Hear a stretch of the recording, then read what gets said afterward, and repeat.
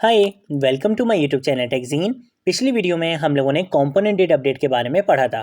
हमने देखा था कि कंपोनेंट डेट अपडेट का मेथड क्या होता है, कैसे यूज़ कर सकते हैं, इसके पैरामीटर्स के बारे में हम लोगों ने पिछली वीडियो में डिस्कस किया था। ये सारी चीज़ें हम लोगों ने पिछली वीडियो में बहुत अच्छे से प्रैक्टिकल एग्जाम्पल्स के साथ कवर कर ली थी। अगर आप लोगों ने अभी तक पिछली वीडियो नहीं देखी तो काइंडली पिछली वीडियो को ज़रूर देख लेना।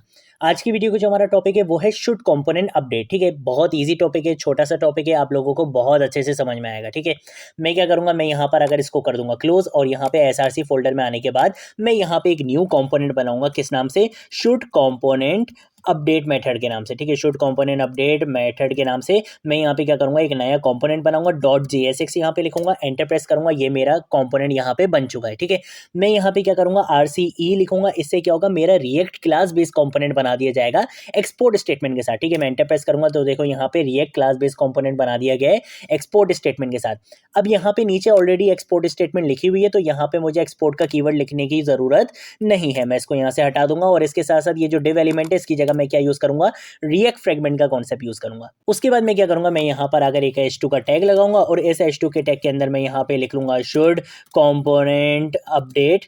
ठीक है, शुड कंपोनेंट अपडेट। और उसके बाद ये शुड कंपोनेंट अपडेट है क्या, एक लाइफ साइकिल मेथड है। ठीक है, तो मैं यहाँ पे लिख लूंगा लाइफ साइकिल मेथड। कंट्रोल ऐसे सेव करूंगा। यहाँ पे मैं इसको एक्सपोर्ट करा चुका हूँ, इसका मतलब है मैं इसको किसी भी कंपोनेंट में इजीली इंपोर्ट करवा सकता हूँ। ठीक है, तो मैं यहाँ पर आऊंगा और यहाँ पर आने के बाद इस h1 टैग के बाद मैं इसको यहाँ पे क्या करूंगा, कॉल करवा लूंगा, इंपोर्ट करा लूंगा। ठीक है, तो मैं यहाँ पे लिखूंगा शुड कंपोनेंट अपडेट। जैसे ही एंटर प्रेस करूंगा तो देखो ये यहाँ पे क्या हो चुका है, इंपोर्ट हो चुका है। ठीक है, कंट्रोल ऐसे सेव करूंगा, यहाँ पर आऊंगा, npm स्टार्ट की कमांड से अपने प्रोजेक्ट को 3000 पोर्ट पे रन कर दूंगा। तो देखो यहाँ पर क्या आ रहा है, this is my app.js file आ रहा है। ये कहाँ से आ रहा है, ऐप कंपोनेंट से आ रहा है। और यहाँ पर आपको दिख रहा है should component update life cycle method. ये कहाँ से आ रहा है, शुड कंपोनेंट अपडेट वाले मेथड से आ रहा है। ठीक है, मैं यहाँ पे क्या करूंगा, कंट्रोल शिफ्ट आई प्रेस कर दूंगा ताकि यहाँ पे क्या आ जाए, कंसोल आ जाए। और उसके बाद मैं क्या करूंगा, मैं यहाँ पर आऊंगा अपने इस कंपोनेंट के अंदर। अब देखो ये जो मेथड है शुड कंपोनेंट अपडेट मेथड, जैसा कि आपको पता है ये एक लाइफ साइकिल मेथड है। किस फेज का है, आपको नाम से ही पता चल रहा है, अपडेट आ रहा है। इसका मतलब ये अपडेट वाले फेज से है। ठीक है, कोई माउंटिंग के फेज से नहीं है, कोई अनमाउंट के फेज से नहीं है, ये अपडेट वाले फेज से है। ठीक है, ये अपडेट फेज का एक मेथड है, यानी कि जब भी कुछ अपडेट होगा हमारे कंपोनेंट में ये तब कॉल होगा। एक चीज तो हमें क्लियर हो गई। दूसरी चीज ये, अगर मैं आपसे क्वेश्चन पूछूं, जो अक्सर इंटरव्यू क्वेश्चंस में पूछ लिया जाता है, ये मेथड उस क्वेश्चन का आंसर है। अगर मैं आपसे पूछता हूं कि यार कोई ऐसा तरीका है जिससे मैं अपने इस रेंडर मेथड को रेंडर होने से, यानी कि ऑटोमेटिकली कॉल होने से रोक सकूं। रेंडर मेथड कब कॉल होता है, रेंडर मेथड तब कॉल होता है जब कोई स्टेट या प्रॉप क्या हो, अपडेट हो। अगर मैं बोलूं कि भाई मेरी कोई स्टेट अपडेट हो रही है या प्रॉप अपडेट हो रहा है और मैं बोल रहा हूं कि मेरा रेंडर मेथड कॉल नहीं हो, अगर मैं उसको रोकना चाहता हूं, स्टॉप करना चाहता हूं, तो उसको कैसे करूंगा? तो उसी चीज के लिए आपके पास एक मेथड आता है शुड कंपोनेंट अपडेट मेथड। और इसका यूज करते हुए आप अपने रेंडर मेथड को रेंडर होने से रोक सकते हो किसी स्टेट या प्रॉप के अपडेट होने पर। कैसे होगा ये काम, चलो करके देख लेते हैं। मैं सिंपल क्या काम करूंगा, मैं यहाँ पर आऊंगा और यहाँ पर आने के बाद एक कंस्ट्रक्टर का कीवर्ड लिखूंगा, क्योंकि मुझे यहाँ पे क्या बनाना है, कंस्ट्रक्टर बनाना है। उसके बाद इस कंस्ट्रक्टर के अंदर मैं यहाँ पे सबसे पहले लिखूंगा सुपर का मेथड, और इस सुपर के मेथड के अंदर मैं एक स्टेट बनाने वाला हूँ। ठीक है, तो मैं यहाँ पे लिखूंगा दिस डॉट स्टेट, और इस स्टेट के अंदर मैं क्या करूंगा, काउंट के नाम से एक स्टेट इनिशियलाइज कर दूंगा 0 से। ठीक है, उसके बाद मैं क्या काम करूंगा, मैं यहाँ पर आऊंगा और मैं यहाँ पर आने के बाद इस h2 टैग के बाद मैं यहाँ पे बोलूंगा कि भाई एक h3 का टैग लगा दो, और इस h3 टैग के अंदर मैं यहाँ पे बोलूंगा कि भाई काउंट कॉलन लगाऊंगा, और यहाँ पे मैं बोल दूंगा कि भाई काउंट की जो करंट वैल्यू है। ठीक है, तो करंट वैल्यू कैसे आती है, this dot state dot count. इससे क्या होगा, मेरी करंट वैल्यू मुझे यहाँ पे h3 के अंदर शो हो जाएगी। इसके साथ साथ मुझे एक बटन चाहिए, क्योंकि उस बटन के क्लिक पर मुझे क्या करना है, अपनी स्टेट को अपडेट भी करना है। तो मैं यहाँ पे लिख दूंगा क्लिक मी। ठीक है, और इसके साथ साथ मुझे यहाँ पे ऑन क्लिक का इवेंट लिस्टनर लगाना है, ताकि मैं इस क्लिक पर अपनी स्टेट को क्या कर सकूँ, अपडेट कर सकूँ। मैं यहाँ पे एरो फंक्शन का कॉन्सेप्ट यूज करूंगा, और इसके अंदर मैं यहाँ पे बोल दूंगा दिस डॉट सेट स्टेट। ठीक है, सेट स्टेट के अंदर मैं क्या बोलूंगा कि भाई काउंट की वैल्यू को अपडेट करना है। अब अपडेट क्या करना है, अपडेट ये करना है कि भाई this dot state dot count. ठीक है, this dot state dot count, यानी कि जो करंट वैल्यू है उसमें क्या करना है, +1 कर देना है। ठीक है, तो इससे क्या होगा कि भाई जब भी बटन पे क्लिक होगा तो काउंट की वैल्यू में हमेशा +1 करवा दिया जाएगा। ठीक है, उसके बाद मैं यहाँ पे आके यूज करूंगा मेथड, जो हमारा आज का टॉपिक है। मैं यहाँ पे लिखूंगा शुड कंपोनेंट अपडेट, और उसके बाद मैं यहाँ पे पैरेंथेसिस लगाऊंगा, कर्ली ब्रेसेस लगाऊंगा, और इसके अंदर मैं यहाँ पे कंसोल डॉट लॉग लिख दूंगा, और यहाँ पे आके मैं लिख दूंगा शुड कंपोनेंट अपडेट, ताकि जब ये मेथड कॉल हो तब आपको पता चले कि ये मेथड आखिर कब कॉल होता है। ठीक है, तो मैं यहाँ पे लिख दूंगा शुड कंपोनेंट अपडेट। कंट्रोल ऐसे सेव करूंगा और अब आपको यहाँ पे चल के दिखाऊंगा। तो देखो यहाँ पर काउंट 0 आ रहा है, क्लिक में लिखा आ रहा है, यहाँ पे आपको कंसोल में भी कुछ भी नहीं दिख रहा है। ठीक है, जब बटन पे क्लिक करूंगा तो यार मेरी यहाँ पे काउंट में वैल्यू अभी तक 0 क्यों आ रही है, और यहाँ पे शुड कंपोनेंट अपडेट तो कॉल हो गया, ये अपडेट फेज का मेथड है, तो भाई ये अपडेट होने पर ही क्या होगा, कॉल होगा। तो अगर अपडेट नहीं हो रही तो यहाँ पे ये कॉल क्यों हो रहा है, और अगर अपडेट हो रही है तो यहाँ पे मुझे शो क्यों नहीं हो रहा। ऐसा क्यों हो रहा है, ऐसा इस वजह से हो रहा है कि ये जो शुड कंपोनेंट अपडेट का मेथड होता है ये बाय डिफॉल्ट क्या रिटर्न करता है, फॉल्स रिटर्न करता है। और अगर ये फॉल्स रिटर्न कर देता है तो आपका रेंडर मेथड कॉल नहीं होता है आपकी स्टेट या प्रॉप के अपडेट होने पर। इसका मतलब ये है कि भाई जब भी कोई चीज़ क्या होगी, अपडेट होगी, यानी कि जब भी कोई स्टेट या प्रॉप अपडेट होगा तो सबसे पहले आपका शुड कंपोनेंट अपडेट वाला मेथड क्या होगा, कॉल होगा। ये कॉल होगा और अगर ये ट्रू रिटर्न करेगा तभी आपका रेंडर मेथड क्या होगा, दोबारा से कॉल होगा। और अगर रेंडर मेथड कॉल होगा तभी आपको यहाँ पे क्या होंगे, चेंजेस नजर आएंगे।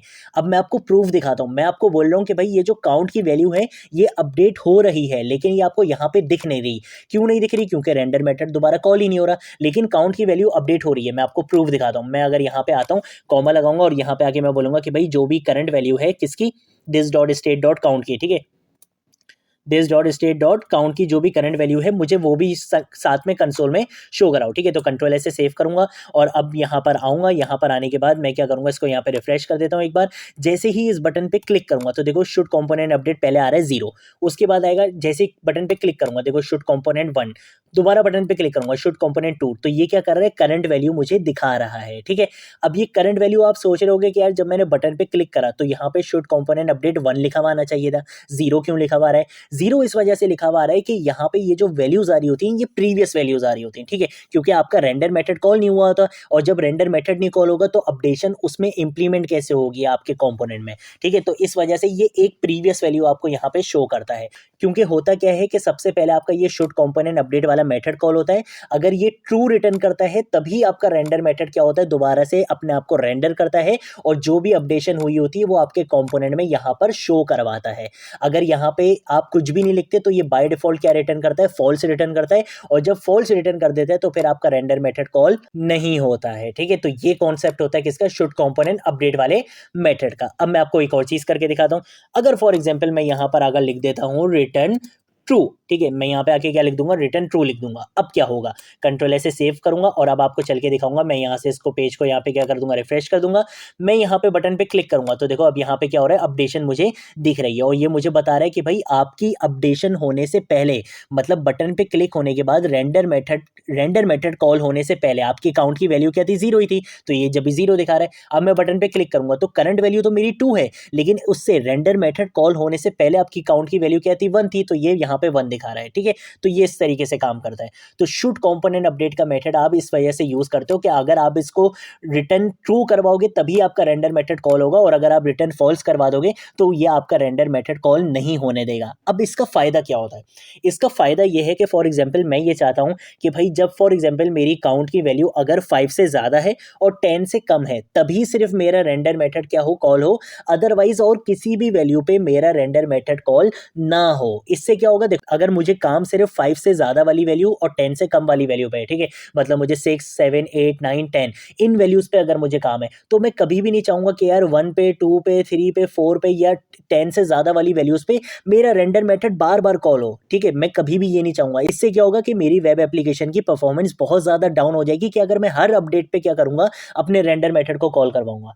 तो इस वजह से आप क्या यूज करते हो, शुड कंपोनेंट अपडेट का मेथड यूज करते हो कि जहां पर आपको नीड है रेंडर मेथड कॉल करवाने की, सिर्फ आप वहां पर ही कॉल करवा सको, और जहां पर आपको नीड नहीं है आप वहां पे कॉल नहीं करवाओ। जैसे कि एग्जांपल देख लेते हैं। मैं इसको यहाँ पे क्या कर देता हूँ, कंट्रोल से ऐसे कमेंट कर देता हूँ। मैं यहाँ पे क्या करूंगा, एक इफ की कंडीशन लगाऊंगा, ठीक है। इस इफ की कंडीशन के अंदर मैं ये बोलूंगा कि भाई this dot state dot count, ठीक है, यानी कि जो मेरी करंट वैल्यू है काउंट की, अगर वो क्या है ग्रेटर देन है किससे, 5 से, और ठीक है मैं यहाँ पे क्या यूज करूंगा, एंड ऑपरेटर यूज करूंगा। और मैं इसी चीज को यहाँ पे क्या कर लूंगा, कंट्रोल सी से कॉपी कर लूंगा, ठीक है, कंट्रोल सी, और यहाँ पे लाके कर दूंगा कंट्रोल वी, और मैं बोलूंगा कि भाई अगर मेरी काउंट की वैल्यू क्या है, लेस देन है 10 से, तो फिर आपने क्या काम करवाना है, तो फिर आपने यहाँ पे रिटर्न करवा देना है ट्रू।